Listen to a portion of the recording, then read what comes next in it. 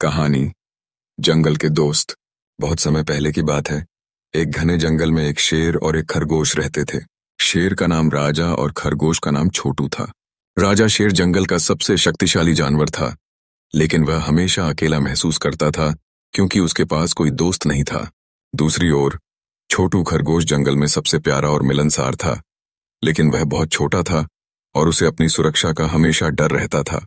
एक दिन राजा शेर जंगल में चल रहा था जब अचानक उसका पैर एक कांटेदार झाड़ी में फंस गया।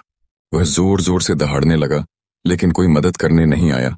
छोटू खरगोश पास ही खेल रहा था और राजा की आवाज सुनी।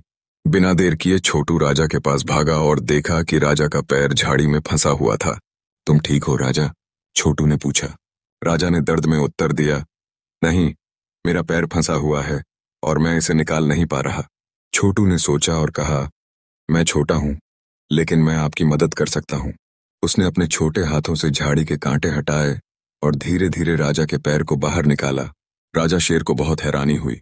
उसने कभी सोचा नहीं था कि एक छोटा सा खरगोश उसकी मदद कर सकता है। राजा ने छोटू से कहा, तुम सचमुच मेरे सबसे अच्छे दोस्त हो छोटू। मैंने कभी नहीं सोचा था कि कोई इतना छोटा मुझे बचा सकता है।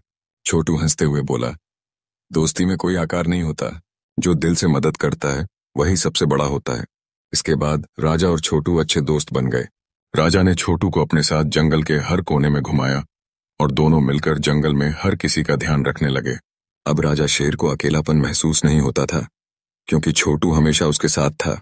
यह कहानी हमें यह सिखाती है कि दोस्ती का कोई आकार या रूप नहीं होता और सच्चे दोस्त हमेशा एक दूसरे की मदद करने के लिए तैयार रहते हैं।